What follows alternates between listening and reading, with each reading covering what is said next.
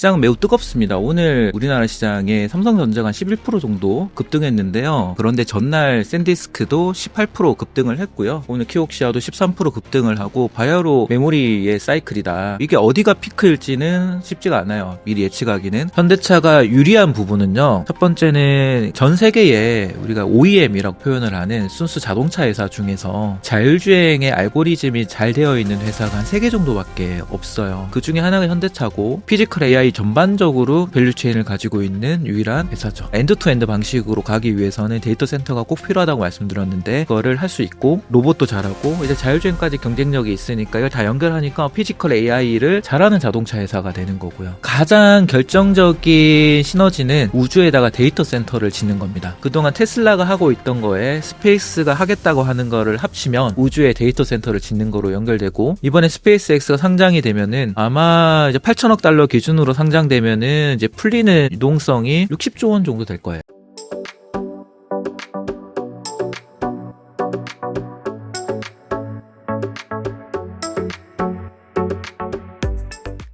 여러분 안녕하세요.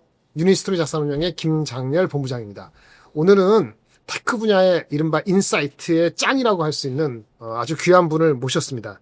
개인적으로 예전에 같이 근무했던 직장 동료이고요. 이분은 뭐 하나부터 끝까지 하나도 빼놓을 게 없어요. AI 반도체부터 우리 자율주행 자동차, 로봇, 우주 산업까지 전체적인 테크가 관련되는 전 분야를 가히 논할 수 있는 몇 안 되는 분 중에 하나인데 오늘 귀하게 모셨기 때문에 사실상 제대로 들으려면 천천히 한 3-4시간을 들어야 되는데 시간 관계상 압축해서 1시간 이내로 한 3가지 정도의 핵심 주제를 가지고 다뤄보도록 하겠습니다. 손 대표님 일단 본인 스스로 자기소개를 간단히 좀 부탁드리겠습니다. 안녕하십니까. 저는 이제 손정우 대표라고 하고요. 현재는 이제 원래 펀드 매니저로 일을 하다가 지금은 좀 나와서 좀 강의 업을 하고 있고 그 3.3 캠퍼스라는 곳에서 윤지호 센터장님하고 같이 좀 강의를 하면서 제 나름대로는 테크밸리 인사이트라고 좀 같이 운용을 하고 있고요. 그래서 테크밸리 인사이트 손정우 대표라고 소개해드릴 수 있겠습니다. 예전에 네. 본부장님하고 같이 그렇죠. 유니스토리 자산운용에서 제가 그걸 지금 했었고 네. 네. 그게 벌써 4년 전이에요. 나온 지는 3년째네요. 나오신 지 네. 3년째고 같이 일하는 게 한 1년 반 있었죠. 그렇죠? 네. 하여튼 뭐 굉장하신 분인데 저희 개인적으로는 그 헤어져서 좀 아쉽고 근데 지금 더 잘 나가시고 아마 그 얘기도 하시죠. 아마 책이 곧 나오신다고? 네네. 네. 제가 책이 한 3주 뒤쯤 나올 것 같은데요. 설날 연휴 지나고, 제목이 아직 정해지진 않았는데, 이제 과제로 말씀드리면은 글로벌 반도체 밸류체인 투자. 이제 핵심은 글로벌, 그리고 밸류체인, 그리고 투자라는 관점인데, 시중에 반도체 책들은 많은데, 투자로 연결된 책은 많지는 않은데, 그 중에서도 글로벌 밸류체인이다라는 게. 그럼 필라델피아 있고요. 반도체 지수에 해당되는 그런 뭐 전 종목을 다룰 수는 없지만은 이제 엔비디아부터 시작해서 최근에 이제 왜 샌디스크 같이 이런 낸드 업체들이 네. 주도를 하고 있는지 그렇죠. 그런 흐름들 그리고 이제 피지컬 AI에서 테슬라도 어쨌든 반도체로서 연결이 되고 우주하고 양자까지도 반도체로 연결해서 좀 앞으로 미래 산업을 네. 전반적으로 풀어서 썼습니다. 역시 광범위하게 다루시네요. 근데 오늘 이제 들어가는 게 아까 3가지 주제인데 첫 번째 이제 AI 반도체 쪽 AI 그 얘기를 먼저 하시면 좋을 것 같은데요. 아무래도 훈련, 추론, 서비스 이렇게 정신없게 가기도 하고 또 이게 단절되지가 않고 연결되기도 하고 그런 과정에 메모리의 뭐 계층 이런 얘기도 많이 나오고 뭐 ICMS라는 얘기도 뭐 정신이 없습니다. 네. 이렇게 하기 전에 작년 말에는 또 AI 버블이 미국의 그 유동성 이슈 때문에 네. 막 불러있고 이런 전반적인 것에서 한번 다루는 게 어떨까 싶어요. 네네네네. 좀 준비되신 거 하나부터 네, 시작할게요. 네네네네. 우선 지금 AI 버블 우려가 계속 나오고 있는 상황인데요. 그러면서도 지속적으로 AI는 캐펙스가 확대될 수밖에 없는 흐름이고, 그래서 관련 기업들 실적은 계속 좋아지고 있고, 멀티플까지도 올라가면서 시장은 매우 뜨겁습니다. 오늘 우리나라 시장에 삼성전자가 한 11% 정도 급등했는데요. 뭐 보지 못했던 일이 일어나는 것 같습니다. 그런데 전날 샌디스크도 18% 급등을 했고요. 오늘 키옥시아도 13% 급등을 하고 바야흐로 메모리의 사이클이다라고 볼 수가 있고 이게 어디가 피크일지는 사실 쉽지가 않아요. 미리 예측하기는. 그래서 좀 시대를 따라 가실 필요가 있는데요. 지금 버블이라고 우리가 인정을 하고 시장을 바라봐야 이게 비로소 보입니다. 예를 들어 인정을 해야 됩니다. 이게 우리가 버블이라는 게 부정적으로 해석하면 뭔가 투자를 했을 때 손실을 입을 것 같고라는 막연한 좀 부정적인 인식을 줄 수 있겠지만 버블이기 때문에 투자해서 수익을 낼 수 있는 기회이거든요. 버블이니까 수익을 낼 수 있다. 네, 끝을 알 수 없지만은 그 과정에서는 어마어마한 기회가 계속 열리고 있는 거다. 그리고 버블은 계속 커지는데 전체 크기가 커지기도 하지만은 또 다른 버블을 만들 수 있거든요. 즉 파생되고 확산되는 겁니다. 그래서 이 산업의 구조를 이해를 하시면 이 메모리 사이클이 왜 왔는지를 이해를 하실 수가 있고 이 메모리 사이클 다음에 AI 반도체 사이클이 뭐가 될지에 대해서 우린 예측을 해서 거기에 미리 가 있어야 되거든요. 그거에 대해서 좀 말씀을 드릴 거고 지금 사이클에 대해서 이해를 하시면 자료 보시면 제가 이거를 작년 9월쯤에 작성을 한 것 같습니다. AI 산업 사이클을 1단계, 2단계, 3단계로 해서 훈련, 추론, 서비스로 구분을 한 건데 작년 상반기 한 4월 정도부터인가요? 그때 기점으로 훈련에서 추론의 시대로 좀 넘어가는 흐름들이 보였습니다. 네, 그게 대표적으로 어떤 기술이 언급이 됐냐면 MCP나 A2A 이런 게 언급됐는데요. 오늘 뭐 자세하게 설명은 못 드리겠지만 일종의 소프트웨어 기술인데 이것 때문에 AI 에이전트가 확대가 된다라는 얘기가 있었고 그렇게 되면서 서비스가 보급이 되면서 추론의 영역이 확대될 것이다. 그러면서 병목의 흐름이 기존의 전력이 부족하다, GPU 등의 컴퓨팅이 부족하다라는 그 흐름에서 스토리지와 네트워크가 부족한 흐름으로 넘어가게 된 결정적인 계기가 이거였습니다. 그렇게 되면서 여름 되면서 네트워크 스토리지의 병목 현상이 눈에 띄게. 주가적으로는 한참 뒤에 반영됐긴 해요. 그렇죠. 우리는 한 8, 9월 넘어서부터였고 그게 실적으로 우리가 확인되는 좀 뭔가 인식되는 시점이 좀 늦었다라는 건데 그 결정적인 거는 지금 뭐 오라클이 주가 많이 빠졌지만은 첫 번째 포인트는 오라클이었거든요. 오라클이 이제 RPO라고 해서 수주 잔고가 급증을 했는데 이게 보니까 멀티 클라우드 우리가 클라우드를 한 개 쓰다가 멀티 형태로 쓰게 되고 그게 기업들이 각자의 데이터를 베이스화하고 거기에 연결하는 결국 서비스를 하기 위해서 데이터를 연결하는 그 흐름에서 결국 네트워크가 중요해지고 그 일종의 중간에 데이터를 저장해주는 역할도 필요해지면서 스토리지 병목까지 온다라는 얘기였는데 그게 한 분기, 두 분기 지속이 되니까 확 커져버린 거죠. 오라클 주가는 사실은 피크아웃을 일찍 했습니다만은 네. 사실은 걔네들이 보여준 거는 네트워크나 스토리지가 병목이 네. 이전에 작년 상반기 초반까지 있었던 GPU 속도라든지 전력의 병목하고 또 다른 차원으로 그거 보여준 건데 보여준 거죠. 사실상 우리는 오라클 빠지면서 뭐 네. 버블 그것만 약간 본 것 같기도 그렇죠. 네네. 그러고 브로드컴도 실적 발표해서 또 좋았지만 뭐 주가는 뭐 부진했을지 모르겠지만은 그런 빅테크들의 실적 발표에서 언급했던 것들이 네네. 힌트를 보여줬고 지금은 제일 많이 나오는 얘기들이 메모리의 계층 분화라는 네, 거죠. 좋습니다. 대칭구나. 그리고 이게 서비스의 시대로 넘어가게 되면 저는 데이터의 병목이 훨씬 더 심해질 것이다라고 보고 이거는 데이터가 이제 실시간 데이터, 좀 대용량의 데이터, 결국은 네트워크하고 스토리지거든요. 이게 병목이 훨씬 심해진다라는 거고 그러면 메모리가 더욱 계층이 더욱 세분화돼서 분화되어야 된다는 거고 수요도 많이 늘어나게 되는 거죠. 이게 계속 이어지는 화살표가 이어지는 방향이고 어떻게 보면 처음에는 GPU에 해당되는 HBM의 핵심이었는데 네. 그거 말고 더 다양한 메모리 그렇죠. 형태의 계층이 네, 랜드 그게 포함해서. 그걸로는 안 된다는 거죠. 이 장표를 보시면 그림이 이제 제일 위쪽부터 해서 아래쪽이 위쪽이 아주 그 우리가 연산을 하는 데 있어서 GPU에 아주 근접해서 붙여 있는 소위 SRAM이라고 하는 근데 얘는 용량은 엄청 낮아요. 저장할 수 있는 용량은 낮지만 매우 빠르다는 거 잘 아직 그쵸. 네, 그런데 사실 그 사이에 이제 D램이 있었던 거죠. 기존 D램만으로는 우리가 속도와 대역폭에 한계가 있으니까 HBM이 분화가 됐던 거고 재작년까지는 이런 흐름에서 그리고 SSD가 HDD가 있었는데 HDD의 수요도 급증하고 SSD의 수요가 급증하는데 이제는 SSD를 아예 GPU에 그리고 HBM에 붙여가지고 초근접해가지고 스토리지를 해야 된다고 하면서 좀 더 이제 SSD가 원래 저 따로 있었는데. 따로 있었는데 네, GPU하고 HBM이 같이 노는데 예, 이 근처에 갖다 붙여가지고 붙여야 된다. 그렇게 예, 하는 거죠. 리어라인이라고 얘기를 하는데 그러면서 수요도 올라가게 되고 이 NVMe라고 하는 이런 SSD 형태로 수요가 폭증하게 되는데 이것만으로도 지금 부족해요. 이것만으로 부족해서 지금 얘기 나오는 게 CXL, CXL 얘기가 나오고 있고 또 이 낸드 자체를 쌓게 되는 거죠. HBF.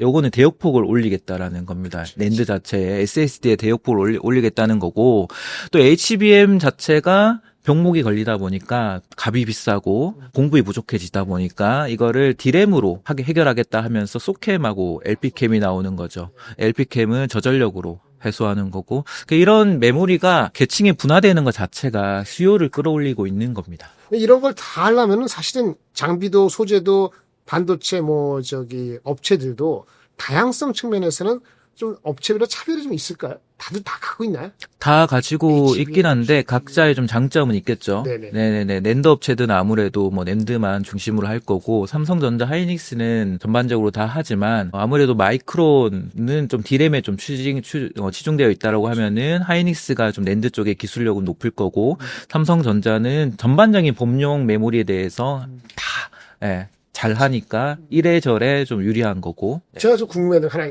이쯤에서 있는데 오늘도 이제 샌디스크가 어저께 미국장 10몇 프로, 15% 올라갔잖아요. 네. 근데 아까 오늘 지금 녹화하는 2월 3일 현재 일본의 거기 키오시아라는 키오시아도 네. 많이 올라지 않습니까? 네. 그리고 한국의 삼성하고 하이닉스가 낸드에서 우위인데 네. 이렇게 장이 좋고 그러면은 한국의 삼성이나 하이닉스나 마이크론 같은 경우는 HBM D램이 마진이 좋아서 낸드가 좋아도 상대적으로 마진이 낮기 때문에 그렇게 빨리 증산을 할 여지가 없다 이런 얘기도 나오거든요. 그러면 그런 측면에서 우리 샌디스크나 키옥시아나 또는 중국의 업체들이 팔을 증가하는데 돈 말고도 어떤 기술적인 난제가 있을까요? 돈만 있으면 될까요? 걔네들도. 뭐 몇 가지가 있긴 한데요. 지금 뭐 이제 본부장님 아시겠지만은 낸드의 차세대 기술이 QLC로 넘어가고, QLC 자체는 중국이 아무래도 따라오는데 조금 이제 시간이 격차가 있고요. 이제 QLC가 지금 하이닉스 잘하고 있고 삼성전자도 열심히 하고 있는데 이게 조금 더 차세대 낸드 기술로 격차를 벌리려고 하고 한편으로는 지금 전환 투자를 하는 쪽이 9세대 V9이잖아요. 이제 V9이 우리가 한 280단 정도 수준인데 이게 V10으로 투자가 신규로 들어가게 되면 비로소 400단이잖아요. 이 400단으로 가게 되면은 본딩 자체가 하이브리드 본딩으로 바뀌게 되고 저기 난제가 새롭게 생기는 건데 가면서 하이브리드 본딩이 되면서 3D 적층이 훨씬 더 고도화되고 여기에 QLC 하면서 고도화되고 그리고 또 하나가 이제는 낸드 자체만으로 뭐 잘 만드는 걸로는 한계가 있습니다. 이제 소프트웨어하고의 최적화도 필요하기 때문에 이게 뭐 HBF 같은 걸로 해소할 수도 있겠지만은 아까 말한 NVMe 안에서 그러니까 오늘 저희 우리나라 시장에 거래가 재개했던 파도 있지 않습니까? 파도가 잘하는 분야가 있거든요. 그게 뭡니까? 그러니까 메모리 컨트롤러죠. 컨트롤러죠.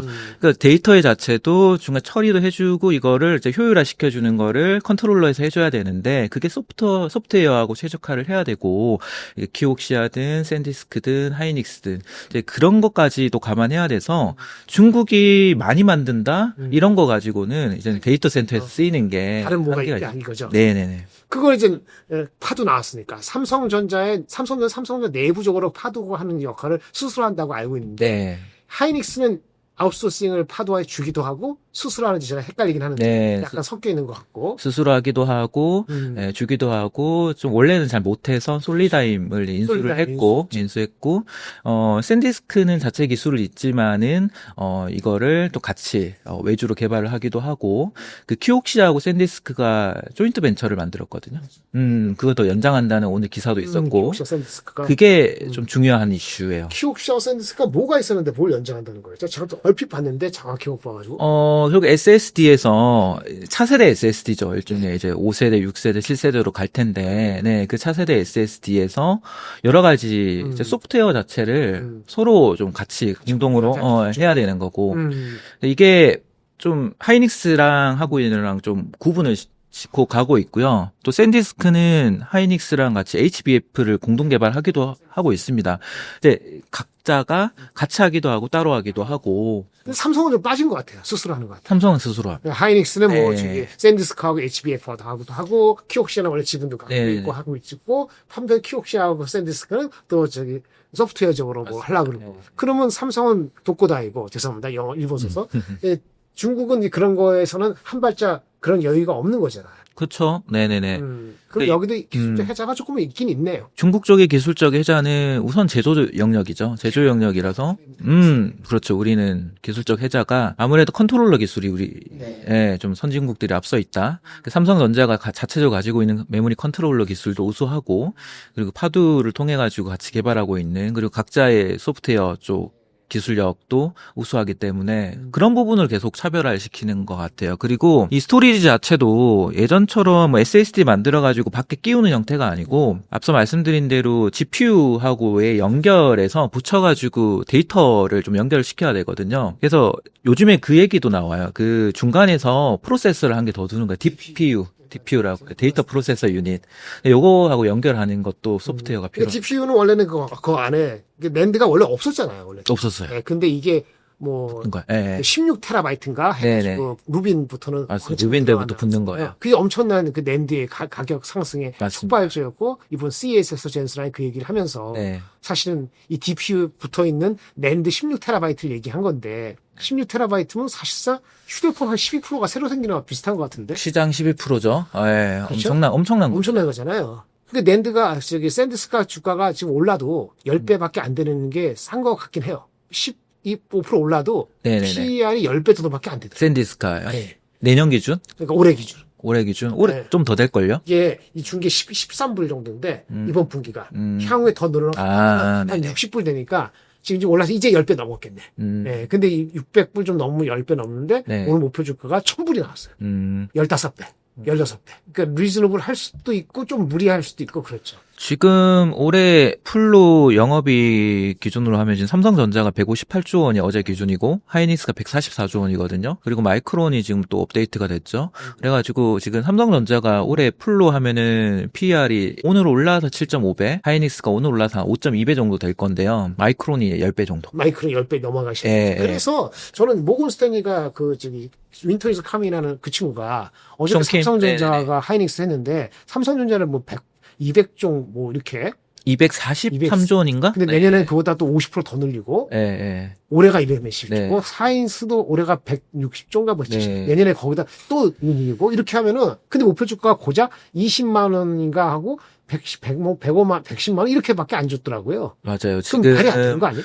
우리나라의 그 증권사의 네. 추정치 훨씬 높잖아요. 기준으로 해서 목표가가 미래에셋 증권 24만 7천 원, 네. 삼성전자 보던데요. 그게 PER 기준으로 보면 10배예요, 10배. 그러니까. 네, 10배 주는 건데, 그게 추정치는 이제 150조 원 정도 기준으로 해서 그렇게 준 거고, 이제 그 멀티플에 대한 차이가 있는데, 이거는 좀, 봐야죠. 그러니까 마이크론 대비해서 이렇게 보수적으로 보는 이유가 뭔지. 근데 저는 고민인 게, 이게 숑킴이 240조 원대를 얘기를 했는데 그게 현실적으로 올해 가능한가를 좀 고민을 하고 있습니다. 반도체 가격이 올라가느냐 제가 여쭤봤는데 반도체 올라가는 건 이 계층 구조에서 낸드 가격이 이렇게 올라가는데 제가 그 질문한 건데 낸드를 만약에 생산을 해야 될 거 아니에요. 근데 낸드가 가장 그 이익이 안 좋으니까 아무도 생산을 열심히 안 하잖아요. 안 했는데 지금 좀 바뀌고 있죠. 이제는 하나요? 네. 어떻게 느끼세요 요즘에? 우선은 신규 캐파를 늘리고 있지는 않은데요. 아닌데 사실 변화는 지난 분기에 그 마이크론이 키옥시아가 먼저 키옥시아가 좀 신규 투자를 대대적으로 발표를 했고 키옥시아는 지금 팹을 여러 개 짓고 있습니다. 얘네들은 어차피 낸드 중심이니까. 그리고 샌디스크 마이크론이 얼마 전에 240억 불 낸드 쪽에 투자하겠다. SSD 수요가 너무 좋아서 투자하겠다라고 얘기했는데 240억 불을 10년간 투자를 하거든요. 적다면 적을 수 있는데 10년간 투자해서 캐파로 보니까 그게 100K, 120K 정도가 나오겠더라고요. 지금 마이크론이 싱가포르에서 돌리고 있는 팹의 캐파가 120K, 140K 정도 돼요. 기존의 팹 정도의 캐파를 하나 더 짓는 거기 때문에 뭐 무시 못할 공급량인 것 같고, 근데 이게 증설이 다 돼서 웨이퍼가 나오는 시점은 내년, 최소 빨라야 내년 하반기거든요. 내년 초도 아니죠. 네, 그때까지는 지금 하이닉스는 스페이스가 없고 삼성전자는 있지만은 신규 투자를 안 하고 있는 상황이잖아요. 거기에 지금 워낙 이 수족의 수요가 좋으니까 대응을 어떻게 하냐면 전환 투자로 하는 거예요. 8세대를 9세대로 올리면서 이제 단가를 더 높게 받고 그 정도의 대응이기 때문에 저는 낸드의 공급 부족은 최소한 올해는 계속 간다. 아무리 캐파가 다 있다는 준비 똥 하더라도 9개월, 네, 10개월 걸리는데 그렇게 하더라도 올해 말인데 그렇죠. 그것도 전환 투자해서 레벨을 높이면은 또 수율이 처음엔 잘 안 나올 수도 있기 때문에 실질적으로 올해 것까지는 장사 끝난 건데, 근데 문제는 가격을 계속 이렇게 올리는데 PC나 휴대폰 업체들은 아작이나 그럼 마진이 적잖아. 그게 이번 분기, 다음 분기에 가장 큰 고민이고, 애플 주가가 12월부터 안 좋았던 이유도 결국 그것 때문인데, 지난주에 실적 발표했는데, 실적은 잘 나왔어요. 중국의 아이폰이 잘 팔려서. 근데 그걸 의심을 하는 것 같아요. 메모리 가격 오르기 전에 좀 선수요가 반영된 거다. 메모리 업체별 영업이익률 추이 및 전망을 보시면, 시작은 마이크론의 실적 발표부터 해서 영업이익률이 대폭 올라오면서 시작이 됐고, 그때 제시한 게 다음 분기 가이던스가 58.7%인데요. 이번에 하이닉스가 4분기 영업이익률이 58.4%가 나왔습니다. 하이닉스는 10월, 11월, 12월이었고 마이크론은 12월, 1월, 2월을 가이던스를 줬는데 하이닉스가 이걸 이제는 앞서가는 거죠. 그러면 하이닉스의 1월, 2월, 3월에 대한 가이던스가 이번 최근에 나온 게 65.7%, 이게 저게 추정치예요. 그럼 마이크론이 또 낮은 거죠. 또 65%로 올라가고, 삼성전자도 메모리만 놓고 보면 1분기가 57.9% 정도까지 나왔어요. 그래서 아직은 올라갈 수 있는 룸이 있는데요. 이렇게 기울기가 완만해지는 구간이 점차 오니까 고민이 되는 것 같아요. 아직까지는 즐기는데 1분기 실적 발표가 삼성전자 잠정이 4월 첫째 주에 나온다고 하면 3월 중순 되면 고민들을 많이 하지 않을까, 그런 생각이고, 삼성전자 입장에서는 이제 낸드가 지금 가파르게 올라오고 있어요. 낸드가 지난 4분기에 25.5%를 기록했을 것으로 보고, 디램보다는 반토막이지만. 예, 반토막이지만은 이전에 24년도에 최고 영업이익률을 경신을 했고 1분기에는 45.5%인데 이 정도면은 이제 호황으로 들어왔고, 그 사이에 디램은 62.5%를 기록할 전망이니까 삼성전자 디램 영업이익률이 제 기억에 2018년도 요때 최고치 한 65% 찍었던 것으로 기억하는데요. 그때 수준으로 디램은 왔고 1분기부터 왔고 낸드는 좀 더 올라갈 수 있는 룸이 있는데, 샌디스크의 가이던스를 보면 저 50%대 영업이익률 이상으로 나올 것 같아요. 낸드가 영업이익률이 디램이랑 붙을 것 같아요. 그러면은 과연 누가 더 유리할 거냐라고 봤을 때 오늘 삼성전자 주가가 더 올라갔던 거는 낸드 영향이거든요. nen드 영향이기 때문에 그러면 삼성전자가 좀 더 유리한 구간이 남은 거죠. 그런 고민들을 영업이익률에서 좀 하고 있는 거고, 이게 디램은 70%를 넘어갈 수 있느냐가 좀 고비인 것 같아요. 디램 영업이익률이 하반기에 65에서 66 정도, 삼성전자 기준으로, 하이닉스 기준은 68에 69% 정도를 하고 있는데 70%를 넘어가려고 하면 범용 디램이 영업이익률 아마 80% 넘어야 될 겁니다. 근데 그게 가능할지 모르겠어요. 뭐 지금 분위기는 좋지만 앞서 말씀하신 대로 PC나 스마트폰의 수요를 봐야 되기 때문에 한개 분기 정도 지나고 나서 판가름이 날 것 같고, 그래서 메모리는 2월 지나고 3월부터는 영업이익률에 대한 전망치를 잘 보셔야 될 것 같고요. 그래서 과거에 보면은 우리가 메모리 주가가 가고 난 다음에 소부장 확산이 나왔는데 이번에는 이게 의심도 하기도 하고 기대도 하는 것 같아요. 지금 현재까지 사이클은 P 사이클이잖아요. 가격 사이클인데 Q 사이클, 수량 사이클로 넘어갈 수 있는지를 봐야 되는데 캐펙스를 안 하고 있기 때문에 이제 과거 사이클하고 좀 다르잖아요. 근데 저는 개인적으로는 이런 생각을 하는데, 마진이 피크를 찍는 게 점차 느낌적으로 확인이 되면 아마 캐펙스를 할 것 같다. 예, 그러면 그 시점이 적어도 올해 하반기에 뭔가 힌트가 있을 것 같고, 낸드부터 있을 것 같고, 그 다음이 HBM, 네, 그 다음에 뭐 이렇게 순서대로 갈 것 같은데 한번 봐야죠. 그래서 그런 캐펙스 사이클이 온다고 했을 때 먼저 우선순위는 낸드인 것 같고요. 그래서 낸드 소부장을 우선 집중하자. 지금 사이클 낸드 소부장을 1분기부터 집중하고, HBM 쪽 캐펙스는 하반기 부터니까 한 2분기 정도부터 사이클로 보고, 그리고 이거와 관계없이 삼성전자, TSMC 쪽에 파운드리 소부장은 같이 붙어서 갈 거다라고 좀 보고 있고요. 그게 맞는 것 같아요. 왜냐면 네. 그 마진이 올라갈 수 있는 폭이 여유가 있는 곳, 네. 탄력이 있는 곳을 캐펙스 투자해서 바로 먹는 게 맞거든요. 네네네. 그러니까 맞습니다. 낸드가 가장 낮은데도 불구하고 거꾸로 올라갈 룸이 있다 보면 낸드 투자하는 게 네네. 상대적으로 기술적 난도도 적으니까 하는 게 맞을 거. 그 다음에 HBM하고 D램인데 말씀하셨는지 모르지만 우리 KB 캐시라고 있잖아요. KB 네. 캐시 역할 때문에 HBM이 부담했던 거를 일반 네. LPDDR이 KB 캐시를 하면서 LPDDR 캐파가 늘어난 거지 네네. 않습니까? 근데 루빈 말고 루빈 울트라인가 그 다음 버전부터는 결국은 나중에는 이 그 GPU HBM 메모리가 지금 288GB로 한정돼 있는데 루빈 울트라인가 그 다음에 페인만인가 하면은 이게 1TB로 1TB 가면서 네. 다시 HBM이 KB 캐시의 그 역할을 네. 일반 D램에서 뺏어온다는 얘기도 있기 때문에 네. 그러면 LPDDR에 지금 KB 캐시로 늘어난 캐파에 그 향유하는 거가 2, 3년 가지 못할 수도 있다고 하면은 그럼 사실은 낸드 다음에 해야 될 거는 D램이냐 HBM이냐 했을 때는 HBM을 먼저 하고 네, 저도 LPDDR은 좀 이따가 하고 싶은데 저도 알아들으시는지 모르겠는데 저도 그 사이클을 봐요. 낸드 먼저 캐펙스를 하고 이미 낸드는 앞서 말씀드린 대로 키옥시아가 선전포고를 했고 그다음에 마이크론 따라 붙었기 때문에 지금 삼성전자 하이닉스는 고민을 하고 있는 단계일 겁니다. 그래서 낸드 캐펙스가 먼저 나오고 그다음은 HBM입니다. HBM은 캐펙스를 할 수밖에 없는 상황이기 때문에 말씀을 되게 정확하게 해주셨는데 이 루빈이 올해 3분기부터 양산 시작인데 얘는 대역폭이 안 늘어요. 근데 이게 루빈 울트라가 내년 3분기 양산인데 여기서부터 대역폭이 4배로 확 뛰어요. 근데 이걸 해서 그 공급량을 계산하면은 쇼티지가 되게 심해요. 근데 지금 HBM을 올해 하반기부터 캐펙스를 안 늘리면 이게 문제가 됩니다. 그래서 할 수밖에 없기 때문에 HBM이 먼저 나오고 그러고 나서 D램은 시장을 확인하고 캐펙스를 할 것 같거든요. 그게 그 이익률을 맥시마이즈하는 메모리 업체들의 그거잖아요. 네, 맞습니다. 근데 그걸 그렇게 하면은 그게 통한다고 가정해서 만약에 몰건스탄이나 한국의 애널리스트들이 올해 실적도 중요한데 내년도 좋다 그러면 상품까지 그 목표 주가는 너무 낮아. 그럼 낮아요. 20만 원하고 110만 원은 말도 안 되게 낮아요. 네네. 제가 다 방송에서 이거 해서 저 혼자 하는 건데 기본적 상상이 30만 원 근처. 150만 원 근처로 가더라도 물론 시장의 유동성 자금이 딸리면은 뭐 그거는 꿈일 수도 있는데 아까 말한 맥시마이즈 하는 게 낸드 올리고 네. 그 다음에 그러니까 LPDDR은 아까 한 1, 2년 향후하고 네. HBM은 내년에 캐파가 필요하니까 지금 캐파를 짓고 네. 이렇게 하는 것이 맥시마이즈 되는 거잖아요. 이런 쪽으로.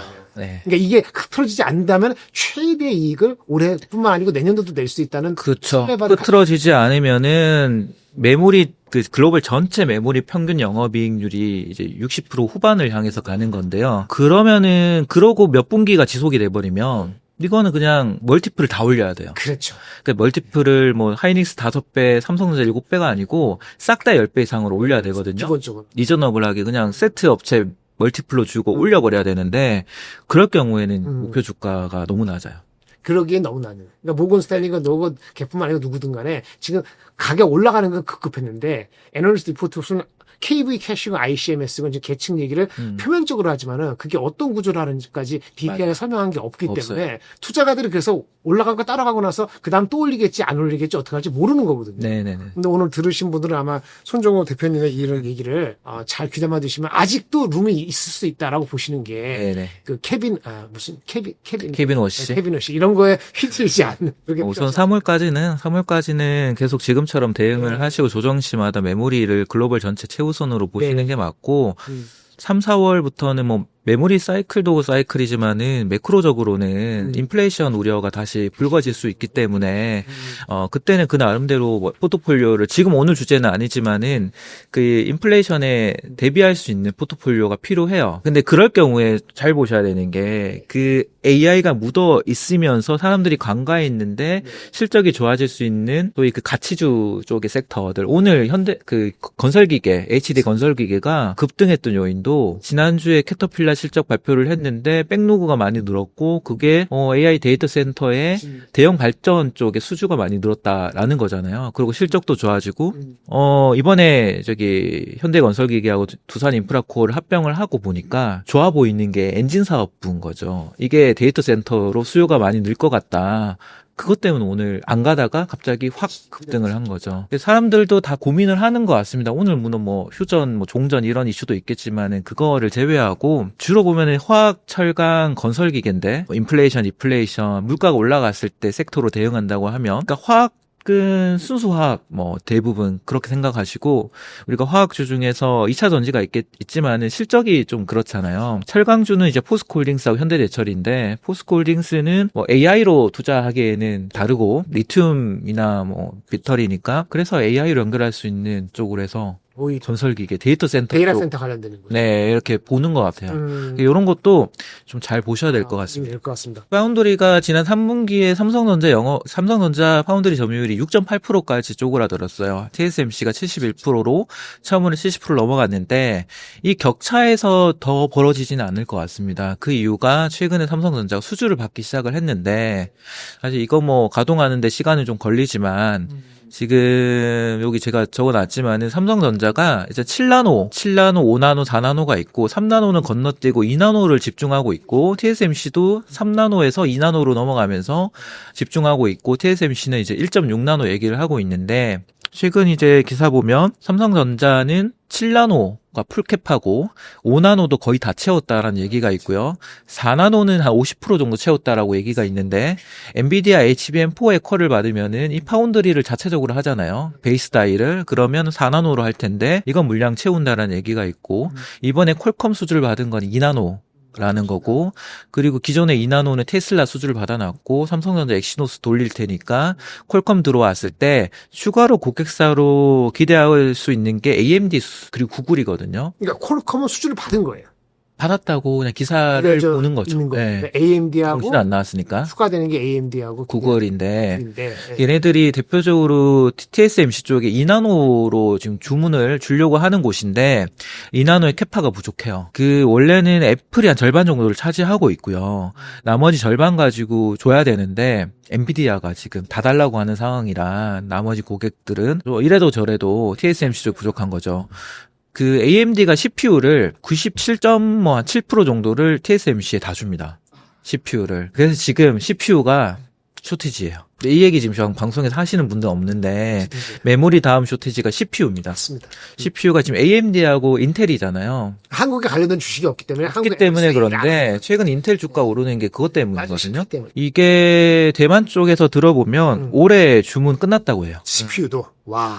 근데 이 CPU의 병목은 결국은 수율하고 파운드리 공급 병목 때문이거든요. 파운드리하고 CPU. 네, 그렇죠. 그래서 TSMC 공급 병목이고 인텔은 수율이 낮고 그래서 삼성전자 쪽으로 CPU 물량이 좀 넘어올 수 있어서 그게 이제 AMD 쪽 물량이 될 것 같고. AMD도 괜찮고 그래서 원래 TSMC도 엄청 좋았어. 그래서 지금 파운드리 쇼티지 쪽으로 글로벌 좀 밸류체인은 넘어가는 흐름인 것 같고 제가 요즘에 추천드리는 해외 주식이 하나 있는데요. TSMC는 계속 좋은데 제2의 TSMC로 인텔 지금 최근 주가 실적 발표하고 다 빠졌지만은 다시 올라가고 있고 그 다음에 M코라고 있죠. 예, 한국 회사의 아남 반도체였는데 이제 M코 됐죠. 미국 본사 있고 내년 3분기부터 그 캐파 투자를 좀 미국의 2나노 공부. 패키징을 2나노 패키징 양상을 시작을 하는데 이게 코아스 패키징이에요. 지금 다 2나노로 AMD든 뭐 구글이든 아마존이든 다 2나노는 코아스를 해야 되거든요. 코아스 COW. 네. 근데 지금 TSMC는 코아스를 다 대만에서 합니다. 그렇죠. 외주조사잖아요. 네, 미국에서 코아스를 하려고 하면은 28년도까지 힘듭니다. 그러니까 코아스, Chip on Wafer on Substrate는 최첨단 패키징 공정을 다 이제 대만에서 하는데 네. TSMC가. 근데 미국은 28년이나 하는데 그 사이에 M코어를 통해서 먼저 하는 거예요. 먼저 해야 되는 거죠. 그게 왜 그러냐면은 오사트 쪽 최선단 파운드리 기준으로 네네. 공정을 두 개 세대 이전까지만 미국에 투자할 수 있게끔 대만이 법으로 규정을 하고 있고요. 그럼 지금 TSMC가 2나노 이제 돌아가잖아요. 대만에서. 그러면은 2나노를 돌리기 위해서는 이보다 2세대 앞에 대만에서 양산이 되어야지 미국에 양산을 할 수 있거든요. M4는 어떻게 하나? M4는 그거랑 관계없어요. 아, 그렇습니까? 네, 네. 그래서 M4 재밌네요. 네, 요것도 파운드리 병목에서 저희는 삼성전자 파운드리 보시면서 관련 소부장을 보시지만 글로벌 전체의 병목이 생기고 있고 그게 CPU의 병목뿐만 아니라 전반적인 병목이 생기고 이게 워낙 최선단 쪽에 병목이 심해지다 보니까 삼성전자도 뭐 최근 기사에 보면은 기존의 레거시 파운드리 공정을 최선단으로 올리고 전환 투자를 한다고 하고 그러다 보니까 이 레거시 쪽에 공급이 또 부족해서 DB하이텍 주가가 많이 올라갔어요. 그런 거 다 연결되어 있기 때문에 이런 것도 생각해 보시면 DB하이텍과 M4가 더 올라가는 이유가 있다. 네, 그런 말씀을 그게 더 심해질 것 같다라는. 그래서 이제 반도체는 이러고 마무리하겠습니다. 네, 감사합니다.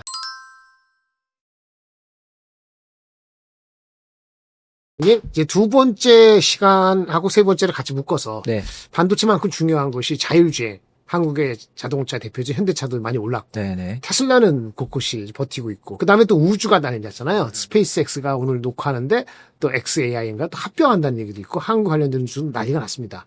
전반적인 핵심적인 기술 트렌드가 무엇인지 그 중심으로 이 회사들을 전반적으로 언급해 주시면 감사할 것 같습니다. 먼저 자율주행부터 시작할까요? 네, 저 이제 자율주행은 사실 로봇하고 같이 연결해서 보셔야 되고요. 그래서 현대차가 자율주행하고 로봇하고 어떻게 연결되는지를 좀 보셔야 되고 테슬라하고 같이 결국은 테슬라, 엔비디아, 현대차거든요. 우리가 투자로서 같이 비교해서 분석을 해야 되는 기업들은요. 그래서 우선 첫 번째 개념은 자료 보시면은 엔드투엔드 자율주행 E2E라고 줄여서 얘기하는 엔드투엔드 방식의 자율주행을 주목을 하셔야 되는데 이게 그대로 로봇에 적용이 될 거거든요. 그러니까 우리가 이 ADAS라고 기존의 자율주행을 하기 위한 보조 칩이 있는데 그게 인지, 판단, 제어를 연결해서 하는 겁니다. 그러니까 인지가 센서가 해주는 역할이고 판단은 이제 컴퓨팅이 하는 거고 제어는 거기 액추에이터가 작동을 하는 건데 로봇도 마찬가지로 센서, 컴퓨터, 액추에이터 이렇게 가는 거고 이걸 엔드투엔드로 하게 되면은 AI를 통해서 전체적인 거를 하나로 전 과정을 묶어서 하겠다라는 게 엔드투엔드 방식입니다. 끝에서 끝으로. 이걸 하려면은 여러 가지 기술적인 병목이 필요해요. 우선은 데이터가 너무 많이 들어오기 때문에 너무 많은 데이터가 들어오기 때문에 이 중에서 뭐가 중요하고 뭐가 안 중요하고 그런 데이터 자체의 계층도 구분을 해야 되고 그중에 데이터를 어쨌든 자동차 안에서 추론칩으로 그거를 정리를 해줘야 돼요. 연산을 그 안에서 해줘야 되고요. 그리고 그 안에서 돌아가게끔 해야 되는데 지금은 시스템은 그것까지가 안 되는 거거든요. 그래서 데이터 센서에서 데이터를 보내고 거기에 미리 학습되어 있는 데이터하고 연결해서 추론을 하게 되는데 이게 엔드투엔드로 가게 되면은 자동차 안에서 끝내야 돼요. 데이터 센터의 데이터는 가끔 한번 업데이트하는 정도로 가야 되는데 이렇게 하기 위해서는 첫 번째 그 컴퓨팅 칩이 제일 중요하고요. 그 다음에 센서에서 들어온 데이터를 소프트웨어로 연결해서 그게 AI도 결국 AI 연결해서 중간에 뭐 GPU든 SoC라고 저희는 ADAS SoC라고 얘기하는데 그거랑 효율화해서 연결하는 작업이 중요한데 그래서 애초에 AI를 잘하는 회사가 자율주행을 해야 그리고 이걸 하드웨어로 연결을 해서 알고리즘을 연결해서 아키텍처라고 하는데 그거를 짤 수 있는 회사가 잘하는데 그래서 테슬라가 앞서 나갈 수 있는 거고 기존의 하드웨어 기반의 자동차 회사가 약한 부분이 소프트웨어하고 하드웨어 연결이거든요. 이 부분 때문에 약하다 보니 요즘에 이제 현대차가 그래서 엔비디아랑 손을 잡아서 하겠다라는 건 우리는 하드웨어 쪽으로 아키텍처가 잘 되어 있으니 이 소프트웨어를 가져와서 연결시키는 거를 하겠다라는 거거든요. 그동안은 42닷을 통해 가지고 자체 자율주행 플랫폼을 만들겠다고 했는데 그거는 그대로 하고 우리가 대량 양산을 하기 위해서는 엔비디아하고 같이 하겠다라고 하는데 그게 알파마요예요. 알파마요. 자율주행. 네, 알파마요고 투자자분들이 좀 오해할 수 있는 게 오해하시기 쉬운 게 이 알파마요가 마치 엔비디아가 테슬라의 FSD처럼 외부 고객에게 별도로 판매하는 제품이다라고 오해를 하시는데 그건 아니에요. 이 알파마요를 공급을 하게 되면 필히 엔비디아의 GPU를 써야 돼요. 엔비디아 GPU. 네, AMD GPU 가지고 하면 안 돌아가요. 엔비디아의 GPU를 써야 되기 때문에 철저하게 엔비디아는 알파마요를 공급한다는 거는 우리랑 기술이랑 데이터 센터부터 그리고 자동차에 들어가는 칩부터 같이 내 거를 써서 해야 된다라는 거기 때문에 하드웨어를 판매하기 위한 알파마의 소프트웨어 공급이에요. 그래서 테슬라하고 엔비디아는 철저하게 다른 길을 가고 있습니다. 테슬라는 우리 그냥 자율주행이 되는 차를 팔겠다고 하는 거고, 엔비디아는 자율주행이 되기 위한 그 중간에 그 연산을 하는 뭐 곡괭이라고 표현을 하죠. 그런 컴퓨팅 그걸 팔겠다라는 GPU 우리 저기 그렇게 해서 그 칩을 팔고 엔비디아 GPU를 팔고 알파마이어를 받으면 현대차가 특별히 뭐 자율주행에서 할 수 있는 게 뭔가요? 현대차가 유리한 부분은요. 첫 번째는 그 전 세계에 우리가 OEM이라고 표현을 하는 순수 자동차 회사 중에서 자율주행의 알고리즘이 잘 되어 있는 회사가 한 3개 정도밖에 없어요. 생각보다 없는데 그 중에 하나가 현대차고, 그리고 GM이고, 그리고 도요타입니다. 그래서 요 3개 기업이 최근 주가가 나쁘지 않은 거는 자율주행의 알고리즘이 돼 있다는 말씀이 좀 더 쉽게 표현하면 어떤 거지? 소프트웨어를 별도로 개발을 해오고 그거를 하드웨어로 해서 전체 이제 그 하드웨어 설계를 같이 해서 연결할 수 있는. 그걸 과거에 해놓은 그 가닥이 있다는 얘기죠. 네네네. 세 군데 GM, 포드, 네. GM, 도요타, 그다음에 현대차. 네, 그렇게고 그 중에서 현대차는 피지컬 AI 전반적으로 밸류체인을 가지고 있는 유일한 회사죠. 물론 도요타도 산하에 로봇 연구소가 있습니다. 로봇도 휴머노이드 잘 하고 있는데 현대차는 되게 광범위하게 하고 있다라는 거고, 그리고 하나는 어쨌든 이제 깐부 회동 때문에 GPU 5만 장을 가져왔기 때문에 데이터 센터를 자체적으로 구축할 수가 있습니다. 그래서 엔드-투-엔드 방식으로 가기 위해서는 데이터 센터가 꼭 필요하다고 말씀드렸는데, 그거를 할 수 있고, 그 GPU를, 엔비디아 GPU를 알파마이어를 통해 가지고 자율주행을 할 수 있게끔 개발하고. 들어와서 데이터 센터 가공해서 알파마이어 해가지고 GPU 가져오고요. 네. 데이터 센터 구축하고 해서 하면은 현대차는 그 제품이 언제 나오는 거예요? 로보택시는 지금 미국은 상용화를 하고 있으니까 국내는 뭐 28년 얘기도 있는 것 같은데 더 단축될 수도 있는 것 같고요. 왜냐하면은 테슬라가 이미 사이버캡 양산을 2분기부터 한다고 하니까 단축될 수 있을 것 같고, 이거는 뭐 정부의 의지이기도 하고 보험 같은 제도적인 개편도 필요하고 뭐 그거는 지켜봐야겠습니다만, 생각보다 자율주행의 서비스화는 빨라질 것 같아요. 오케이. 이게 주가가 2020년 초반입니다. 28년이라면 조금 거리가 있어 보이고, 27년 어느 짝이라 그러면 주가를 땡길 수도 있어 보이고, 처음에 초반에 그렇게 많이 다녔잖아요. 59만 원 가다가. 네네. 약간 수그러든 것도 시간과의 싸움인가 같은 느낌도 들어서 한번 여쭤봤습니다. 현대차 주가가 많이 오르렀던 거는 CES 기점으로 보스턴 다이내믹스 아틀라스가 옵티머스에 거의 비견되는 수준의 성능을 보여줬고, 사실 그 편견을 좀 깬 것도 있어요. 우리는 그동안 옵티머스를 중점으로 보면서 사람답게 생겨서 사람답게 걷고 움직이는 걸 봤는데, 약간 좀 다른 그 액추에이터의 움직임을 보여줬고, 그러면서도 이거는 이제 공장에서 최적화해서, 조립 공장에서 자동화하는데 좀 최적화해서 쓸 수 있게끔 되어 있고, 이제 현대차가 어쨌든 캡티브 매출을 낼 수 있으니까 보스턴 다이내믹스를 좀 확 올리면서 주가 올라온 케이스라 다 맞물리는 것 같아요. 이제 로봇도 잘하고 이제 자율주행까지 경쟁력이 있으니까 이걸 다 연결하니까 피지컬 AI를 잘하는 자동차 회사가 되는 거고요. 그래서 멀티플이 올라온 건데, 뭐 실적이 올라온 건 아니니까 올라왔는데, 이 멀티플은 더 올라올 수 있는 룸이 있다고 보시면 되고요.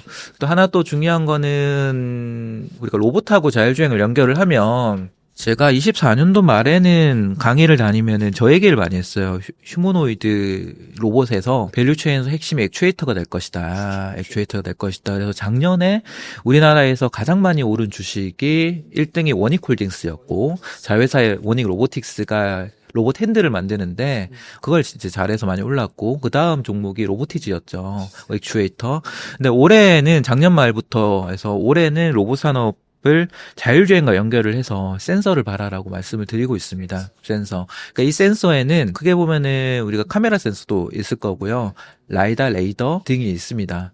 IMU라고 해서 가속도를 측정하는 센서도 있고요. 네, 요거는 자동차에는 뭐 많이 안 쓰이지만은 로봇에는 필수적으로 쓰이니까 그런 센서를 만들어서 그 안에 이 센서도 역할이 좀 고도화돼요. 뭐냐면은 우리가 센서가 데이터를 처음으로 받아들이는 역할을 하잖아요.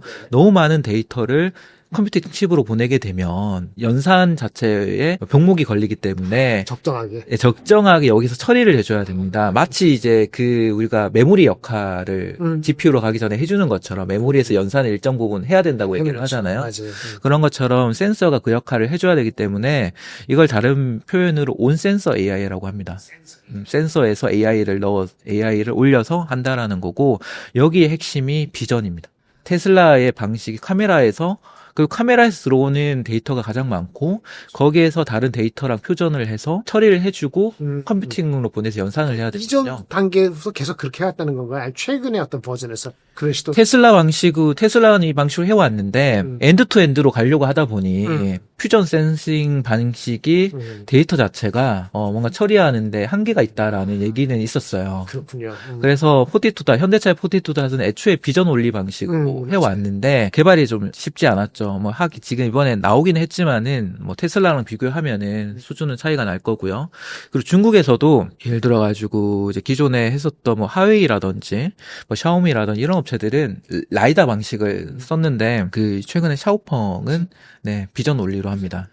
그래서 이런 게 엔드 투 엔드 방식에서는 더 유리하다라는 좀 측면도 있어서 그런 거는 좀 지켜봐야 되고요. 어쨌든 라이다도 많이 쓰일 텐데, 라이다는 어차피 로봇에는 꼭 쓰여야 되기 때문에 쓰일 텐데, 이러한 센서 스택들이 퓨전을 통해서 AI를 통해서 데이터 처리를 해줘야 되기 때문에 센서 회사들이 본격 양산으로 들어갔을 때는 실적 성장에 대한 기대를 받게 될 거다. 그동안은 과연 휴머노이드가 가능한 거냐, 움직임에 대한 초점을 맞췄다면 이젠 양산이잖아요. 어쨌든 보스턴 다이내믹스 때는 옵티머스 양산으로 가기 때문에 양산됐을 때 부품단에서 낙수 효과가 떨어지게 되는데, 물론 모듈 형태 카메라 모듈을 만드는 업체 삼성전기 같은 주가도 올라가지만은 카메라 모듈을 만들기 위해서 이미지 센서, 이미지 프로세서 이런 걸 만드는 이미지 센서는 업체만 이렇게 나열해 주실 수 있어요? 이미지 센서는 삼성전자, 소니가 잘 하고요. 그렇죠. 중국의 옴니비전 이렇게 있고요. 그런 세 개 업체가 좀 잘 하고 그 카메라 센서를 가지고 중간에 이미지 시그널 프로세서 ISP라고 하는데 그거를 넥스 칩이 해서 그래서 삼성전자하고 넥스 칩이 같이 해서 센서 개발을 해서 그거를 모듈 형태로 삼성전기가 만들게 되면은 이거를 로봇 회사에 공급을 하는 식으로 가는 거죠. 난리가 났습니다. 스페이스X 때문에. 스페이스X의 가치도 얘기하실 수 있을 것 같고, 전반적인 우주 항공 산업에 대한 좀 개괄적인 거를 좀 설명해 주시면 어떨까 싶습니다. 네. 스페이스X 가치는 올 초에 이제 8천억 달러 얘기가 나왔죠. 텐더 기준이라고 직원들이 가지고 있는 주식을 장외로 팔면서 매겨지는 기업 가치가 8천억 달러. 요게 환화로 계산을 하면은 1.456 곱하면은 대략 한 1200조 원 조금 안 되는 거죠. 전 세계 시가총액 한 8위쯤 될 겁니다. 삼성전자가 이제 거의 1000조 원 가까워지니까 얘는 상장하면서 동시에 삼성전자를 뛰어넘는 회사가 되는 거죠. 이제 그렇게 실감하시면 되는데, 최근에 재밌는 게 xAI랑 스페이스X를 합병시키겠다고 하는 거죠. 그러면서 기업 가치를 더 올리겠다고 하는 거죠. 시너지가 있다는 얘기죠? 네네. 우선은 기본적으로 스페이스X 자체의 8천억 달러의 기업 가치인데 xAI 가 대략 3천억 달러 정도를 준다고 하면 이 둘의 합산 가치가 올라가게 되는 거고, 둘의 시너지까지 보게 되면서 IPO 가치를 1.5T 정도니까 요거를 또 환산하면은 대략 2,100조 원 정도 되는 건데, 이렇게까지 올라갈 수 있다는 전망이 나오는 게, 혹시 잘 모르는 사람을 위해서 모르고 xAI가 어떤 회사인지 간단히 xAI는 트위터입니다. 트위터. 네. 트위터를 인수를 했잖아요. 근데 트위터가 가지고 있는 어마어마한 그런 데이터를 통해서 데이터와 테슬라의 FSD 칩, 나중에는 이름이 바뀌어서 FSD 도조칩을 합쳐서 AI 칩이라고 이제 부르게 되는데, 그 AI 칩을 통해서 AI 데이터 센터를 짓겠다. 그러니까 둘 다 합병했을 경우에, 스페이스X가 했을 경우에 시너지는 정확히 뭔가요? 하나는 그거고 하나는 이건데, 데이터 센터라는 AI를 통한다는 그게 공통점으로. 가장 결정적인 시너지는 우주에다가 데이터 센터를 짓는 겁니다. 그러면 이제 우주라는 공간에 어떻게 올릴 수 있느냐에 문제가 있고요. 그러면 올라갔을 때 데이터 센터를 어떤 식으로 지을 거냐, 그리고 그걸 어떻게 운영을 할 거냐, 세 가지로 나누면 올리는 것 자체는 발사체가 해줘야 되는 거고요. 스페이스X의 발사체, 팔컨 헤비, 이제 스타쉽 발사체가 되고, 그게 올라갔을 때 데이터 센터를 지으려면은 GPU 같은 컴퓨팅이 필요하고, 메모리가 필요하고, 전반적인 네트워킹이 필요하고, 운영하기 위해서는 발전이 필요하잖아요, 전력. 이 전력을 태양광으로 하겠다는 거고, 그리고 반도체 칩을 자체적으로 하겠다라고 하는 거고, 이제 다 보면은 그동안 테슬라가 하고 있던 거에 스페이스가 하겠다고 하는 거를 합치면 우주에 데이터 센터를 짓는 거로 연결되고, 이번에 스페이스X가 상장이 되면은 아마 이제 8천억 달러 기준으로 상장되면은 이제 풀리는 유동성이 확보되는 게 대략 한 60조 원 정도 될 거예요. 한 5% 정도? 5%에서 한 7%, 60조 원 정도 하나로 하면 60조 원 정도 될 텐데, 그거를 다 여기다가 투자하겠죠. 계속 언론에서 우주 데이터 센터를 얘기를 하고 있습니다. 근데 사실 저게 먼 미래인 것 같긴 하지만은 저런 식으로 계속 얘기를 하면 저 내러티브가 주가에 반영되거든요. 그래서 우주는 지금 데이터 센터까지 연결을 해서 가고 있고요. 그 순서대로 보면 우주가 결국 스페이스 X 때문에 촉발이 됐는데, 이 밸류 체인을 보시게 되면은 업스트림, 미드스트림, 다운스트림으로 구분이 됩니다. 업스트림은 이제 제조의 영역이고, 제조라고 하면은 위성도 제조하지만 위성과 발사체고, 이 미드스트림은 이거를 쏘아 올리는 것 자체를, 모빌리티 영역을 미드스트림이라고 얘기를 하고요. 다운스트림은 올리고 나서 모든 경제 전반적인 게 다운스트림이다. 그래서 전 세계 우주 경제의 90% 이상은 다운스트림에서 발생이 되고요. 10% 이하가 업스트림, 미드스트림인데, 이 업스트림부터 다운스트림까지를 완전히 수직 계열화한 회사가 스페이스 X인 겁니다. 한국에는 비슷한 거 없습니까? 한국에는 추구하는 있죠. 한국에는 전체 그룹으로 묶으면은 있죠. 그게 한화입니다. 한화가 기존에 민간 발사체를 하고 있지는 않지만은 차세대 발사체로 국가와 같이 개발을 하고 있고요. 이게 성공이 되면은 민간으로 나가게 되고, 발사체는 이제 개발을 하게 되고, 이제 위성은 만들고 있죠. 위성은 하나 시스템도 위성을 만들고 있는데, 이 위성을 만들기 위해서 중형 위성, 그리고 이쪽을 세트레가이를 인수를 해서 위성을 고도화시키고, 그리고 위성을 발사해서 올리게 되면은 다운스트림 위성 데이터를 활용하는 건데 세트레가이가 하고 있고, 그래서 수직 계열화를 보면 하나가 하고 있는 겁니다.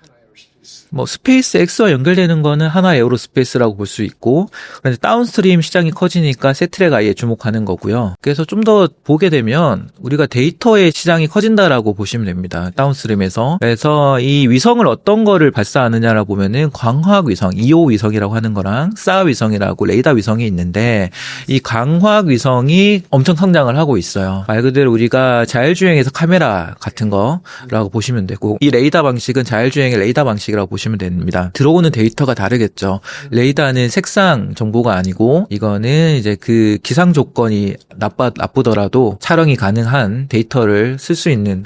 한국에서 하는 건 지금 어떤 건가요? 이 싸 위성 방식은 상장사 기준으로는 루미르라고 하는 회사가 하고 있고요. 광학 위성은 세트레가입니다. 아, 광학은 세트레가. 네. 전 세계적으로는 상장사는 대부분 이 광학 위성 방식으로 하고 있고, 미국에는 플래닛 앱스, 블랙스카이 이런 기업들이 있고요. 그리고 우리나라는 세트레가이가 있고, 자체 위성을 개발해서 발사를 한 다음에 거기서 확보되는 데이터를 가지고 AI를 연결을 해서 이제 더 해상도 높일 수도 있고, 원하는 데이터를 좀 바꿀 수가 있고, 그렇게 해서 민간으로 판매를 하게 되는데, 그 시장이 커지고 있습니다. 이 도표가 그런 의미. 아, 민간 시장에 그 아까 파란색 좌측에 큰 거. 네, 그게 이 광학 위성을 통해서 네. 확보되는 데이터 시장입니다. 시장이 꽤 크네요. 네, 2030년 속도가 요게 24년에서 30년까지 한 5배 정도 성장합니다. 요 그림이고요. 그렇게 따지면 세트레가이를 인수를 한화 에어로스페이스는 결과적으로 잘한 거네요. 잘한 거죠. 잘한 거고, 세트레가이 주가가 됐는데. 저는 이제 아주 쉽게 비유를 하는 게, 제가 사석에서 강연을 하면은 네네. 삼성그룹이 레인보우 로보틱스를 인수할 시점, 그런 맥락으로 하나의 에어로스페이스가 세트레가이를 인수한 걸 이해를 하시면 결국은 로봇에서 레인보우 로보틱스가 주도적으로 주가가 이끌어가는 것처럼 세트레가이도 그런 역할을 하게 될 것 같고. 이게 그렇게 아주 비싸진 않아요. PSR이 한 이제 10배 정도 되더라고요. 아니요. 이제 올라서 올해 기준으로 하면 6배? 7배? 아, 그래요? 네. 애널리스트 리포트는 10배 정도 많이 올랐어요. 네네. 그 아까 플래닛 랩스가 경쟁자잖아요. 네. 맞을걸? 이게 PSR로 네. 한 30배 돼요. 맞습니다. 그러니까 우리가 아직 차이가 있는 거죠. 많이 올랐음에도 맞습니다. 불구하고. 그 세트랙아이 자체가 멀티플이 올라가려면 앞서 말씀드린 대로 데이터를 판매하는 쪽에서 돈을 벌어야 되는데 돈을 못 벌고 있으니까 만약 그거가 되면은 멀티플이 올라가겠죠. 이제는 소프트웨어 회사가 바뀌는 거니까요. 그게 지금 유럽이나 그런데 계약은 맺고 있는데 근데 돈은 벌긴 벌어요. 근데 2천 하는 몇백억 되니까 매출이 2천 몇백억 나오더라고요. 자, 그게 위성을 제작해서 버는 돈이긴 한데 소프트웨어 쪽도 매출액이 올라오고 있습니다. 근데 이 속도가 빨라질 거예요. 왜냐하면 자체 위성을 발사한 지 얼마 안 됐거든요. 그동안은 뭐 아리랑호 그런 이제 예전에 그 데이터를 가지고 국가의 데이터를 가지고 처리를 해줘서 간접적으로 판매하는 거였다면 지금은 자기의 위성을 가지고 독점을 하면서 판매하기 때문에 훨씬 더 데이터 판매가 늘어나겠죠. 뭐 주가가 많이 오르긴 했습니다만은 뭐 경쟁사하고의 피어하고의 그룹하고 상대 비교하면서 간다는 네. 업사이드가 없다고 할 수는 없겠네요. 맞습니다. 근데 지금 우주 섹터는 이번 주 다음 주에 좀 단기적으로는 조심하자라는 뷰인데요. 왜 그러냐면은 2월 6일부터 아르테미스 발사를 하는데요. 이 아르테미스는 미국에서 화성을 가기 위한 단계적인 프로젝트입니다. 지금 2단계가 이번 2월 6일부터 2월 뭐 10며칠 사이에 발사가 되는 거고, 그럼 이제 발사체는 나사에서 개발한 SLS 발사체를 쓰고 거기에 이제 달에 착륙하는 착륙선이 있고 뭐 여러 가지 그 안에 위성을 탑재하고 한데 그 안에 탑재되는 위성이 한국 거도 있어요. 그 나라 스페이스가 개발한 큐브 위성이 있는데요. 그래서 이 전반적인 위성을 우리가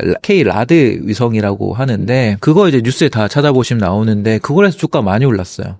많이 올랐고 이게 발사가 돼서 성공을 한다고 해도 그 다음 일정상 아르테미스 3차 뭐 3단계는 27년도 하반기 정도로 좀 예상이 되거든요. 2단계는 뭐냐면 2단계는 달을 한번 회전하고 돌고 나오는 거예요. 3단계는 실제로 유인이 사람이 달에 착륙을 하는 겁니다. 그러면 4단계는 화성에 착륙을 하는 거예요. 그러니까 지금 이제는 돌고 나오는 거네요. 네, 돌고 나오는 거라. 그다음에 이제 착륙하는 거는 27년이나 말씀이시죠. 네. 그런데 한국의 우주 산업이 우주 기술이 굉장히 발전되어 있고요, 사실. 상장사가 많이 없고, 뭐 해서 그렇지만은 실제로 뭐 우리나라의 이제 우주 뭐 항공청이나 그 밑에 있는 천문연구원이나 같이 나사랑 공동 개발을 하고 있고, 거기에 같이 공동 개발하는 회사가 뭐 세트랙아이 같은 회사들이 있기 때문에 미국과 긴밀하게 하고 있는 건 사실이고, 그만큼 기술이 앞서 기술도 좋지만 이게 우주는 아직까지는 돈을 버는 영역은 아니다. 우주로 돈을 버는 거는 발사체나 그 위성이나 거기에서 데이터로 돈을 버는 거나 그러니까 지금 달을 가거나 화성을 가는 건 내러티브이기 때문에 주가가 단계 많이 올라간 측면이 있어서 그 측면이 있으니까 그쵸 달 내러티브로 그런 거고 이번 조정이 뭐 있을지 없을지 모르겠지만은 연간으로 보면은 우주는 주도 섹터인 것 같아요. 그래서 유심히 계속 보시되 밸류체인을 앞서 설명드린 대로 좀 다음 밸류체인에 대해서 연결해서 보시면 좋을 것 같고 그렇게 따지면 뭐 사실은 계속 그 위성을 계속 쌓아 올리잖아요. 스페이스X가. 거기에 들어가는 뭐 특수 합금이라든지 이런 쪽에는 오히려 탄탄할 수도 있다는 생각도 드네요. 멀티플이 비싸서 그렇지 실적은 계속 성장을 할 겁니다. 세아베스틴 지주 같은 경우도 그렇고 세아베스틴 지주, 뭐 스피어, 네 HVM 그런 건데요. 뭐 멀티플이 비싸서 그렇지. 근데 미국의 카펜터라는 기업이 있는데요. 이 회사가 특수합금을 하는데 얘는 애초에 방산 쪽의 매출 비중이 높아요. 높아서 멀티플을 높게 받고 있고 세아베스트 지주는 아직은 방산 쪽 매출 비중이 낮고 그리고 이제 슈퍼알로이라고 미국에다가 이 특수합금 소재 공장을 만들어야 되기 때문에 그거 양산되는 시점부터는 멀티플을 좀 더 받을 거고 그래서 길게 보면 우선은 이 쪽에 주목하는 것 같아요. 당장 실적에 나오는 게 빠른 거. 근데 좀 더 길게 보면 결국 위성의 다운스트림으로 가셔야 되거든요. 크게 보면 위성 쪽의 다운스트림은 두 가지인 것 같아요. 위성 데이터를 활용해서 판매하는 이쪽 영역이 있고 하나는 통신위성이 있어요. 통신위성에서는 수혜주를 연결하면은 인텔리언 테크예요. 요거 하나만 말씀드리면은 D2C라는 위성 통신이 있는데요. 다이렉트 투 셀이라는 추경입니다. 뭘 그럼 다이렉트로 연결을 하냐? 요 그림에 보면은 이제 여기 스마트폰이랑 다이렉트로 위성하고 연결한다고 해서 다이렉트 투 셀입니다. 그래서 여기 위성에서 이 스마트폰에서 이렇게 데이터를 보내고 위성에서 데이터를 받아오는데 중간에 네, 이런 스테이션 그런 게 또 있고 그리고 다시 이렇게 받고 이게 다 연결해서 인프라를 갖추게 되는데 처음에 초기에 스타링크가 하고자 하는 이 안테나 방식하고는 좀 달라요. 그래서 이 안테나를 공급하는 회사가 인텔리안테크 해서 주로 고객사가 그 아마존의 카이퍼 프로젝트였거든요. 아마존도 카이퍼 프로젝트 통해서 통신 위성들을 많이 발사를 하고 있는데 같이 지금 커지고 있고 최근에 인텔리안테크가 주목받는 이유는 얘 때문인 거죠. 안테나가 많이 필요하지 않을 것으로 봤는데 오히려 안테나가 필요하더라. 그러니까 단순하게 스마트폰하고 연결을 다이렉트로 할 수 있을 줄 알았는데 중간에 안테나 역할이 필요하고 이 안테나 역할이 저는 기존의 4G, 5G하고 연결될 걸로 봅니다. 통신이. 그래서 통신 장비의 수요를 올릴 거다. 장비로 연결될 수 있다. 네, 올릴 거고. 인텔리안테크가 그런 역할을 안테나 때문에 필요가 늘어나서 통신 장비 5G에도 연결된다 이런 말씀이죠. 네, 연결될 거라 보고 있고 이 D2C 위성 통신 때문에 미국에서 가장 많이 오른 종목이 AST 스페이스 모바일이라고 있는데요. 뭐 주가 상당히 많이 올라 있는데 인텔리안테크가 그 회사로부터 수주를 받습니다. 네, 고객사가 확대되고 있어요. 그리고 예전 같으면은 이런 위성 통신 사업자 스타링크나 카이퍼 이런 쪽으로 고객사를 생각을 했는데 최근에는 AST 스페이스 모바일 혹은 T-모바일, 뭐 보다폰 이런 중간에 통신 업체들도 하는 거예요. 수주를. 네, 안테나 수주를 주는 거예요. 그러니까 이게 어떤 의미냐면 위성통신하고 지상통신이 연결된다라는 거고 이게 AI 데이터 센터로도 연결될 거다. 근데 한국은 그 통신사는 이러한 그 움직임하고는 조금 동떨어져 있는 것 같은데 장비는 모르겠는데 통신. 네네네. 떨어져 있죠. 우리는 어쨌든 5G에 워낙 투자를 많이 했기 때문에 기존 그거를 서비스로 연결하는 거 정도로 해서 각 통신사마다 스타링크하고 뭐 계약을 맺고 하는 식으로 가는 것 같고. 인텔리안테크는 목적이 다르니까. 네. 어제 얘는 이 시장이 커질수록 돈을 버는 회사가 되니까. 그래서 ETF, 요즘은 ETF로 투자하시는 게 맞아요. 아직까지는. 지금 종목이 좀 들어있나요? 네, 그 ETF가 플러스 우주항공 ETF가 있는데요. 거기에 시가총액 순서로 보면은 1등이 세트레가이고, 그래. 2등이 인텔리안테크예요. 인텔리안테크. 그리고 3등이 한국항공우주일 거고요. 그래서 1, 2등의 비중이 한 25% 제 기억으로 되는 것 같은데. 충분히 시장을 네, 그래서 저는 세트레가이하고 인텔리안테크는 영역이 겹치지 않잖아요. 그렇지, 다르죠. 그러니까 둘 중에 하나를 선택하라고 하면은 힘들지만 그렇죠. 둘 다 투자하면은 좋을 것 같거든요. 약간 수그러들 때 둘 다 잡을 수 있는. 네. 그렇죠? 그래서 ETF로 투자하시는 게 우주는 더 맞지 않겠냐. 그리고 단기적으로는 조금은 좀 조심하자. 너무 많이 올랐다. 단기적으로는 네. 2월 4일, 6일 네. 아르티메데스. 그래서 2월은 좀 이제 챙기고 좋은 지금 이제 관심 가지고 보시더라도 매수는 천천히. 천천히. 네네. 뒤엔 또 오르니까 반도체처럼 논스톱을 가지는 않겠죠. 네.